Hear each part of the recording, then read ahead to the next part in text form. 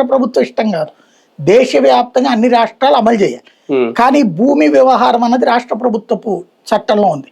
అంటే మనకి 3 ఇవి ఉంటాయి కదా హక్కులు, అందులో ఇది రాష్ట్ర ప్రభుత్వ హక్కుగా ఉంది. కాబట్టి ఇక్కడ ప్రోత్సాహకాలు ప్రకటించింది. అది ఎవరు తొందరగా చేస్తారో వాళ్ళకి 0.5% అప్పు ఎక్కువ తీసుకునేందుకు, 50 ఏళ్ల దాకా వడ్డీ కట్టాల్సిన అవసరం లేకుండా అన్నట్టు. ఆ వడ్డీ ఆ అప్పు వీళ్ళు తీసుకున్నారు జగన్ చేసిన పనికి. వాస్తవంగా అతను వేగంగా చేయడానికి కారణం ఏంటంటే ఈ హక్కు వస్తుంది నెంబర్ 1. రెండవది పర్మనెంట్ స్ట్రక్చర్ వస్తుంది. కానీ ఎవడో సన్నాసులు చేసిన పని ఏంటి అంటే ఈయన బొమ్మ, ఈయనకున్న దురద ఏంటంటే ఆ దురద ఈయనలో కూడా ఉన్నట్టుంది, అందుకని అది ఆపించాల. ఆ ప్రచారపు యావ అన్నటువంటిది ఈయనలో ఉందని గ్రహించినాడు ఎవడో వేసాడు తెలివితేట.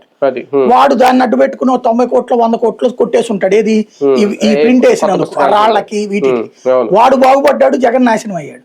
జగన్ కూడా మొహమాటానికే పోయాడు అందామా, లేకపోతే ఈయనకు కూడా ఆ ప్రచారపు దొరద ఉంది వదులుకున్నాడు, అది అట్లా వదిలేశాడు.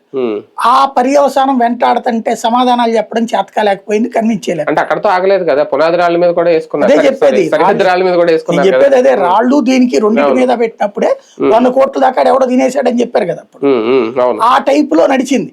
వాడు తినడానికి, మైనింగ్ సంబంధించినటువంటి వాడు తినడానికి వేసిన ఎత్తు, దాంట్లో బొక్కబోరలా పడ్డటువంటి జగన్ శాశ్వతంగా దెబ్బతిన్నాడు. అది లైఫ్ లాంగ్ అంటే అర్థం. రైతుల దగ్గరికి వెళ్ళినప్పుడు అన్నదాత సుఖీభావ ఇప్పుడు ఇచ్చేది, గతంలో జగన్ ఇచ్చింది రైతు భరోసా.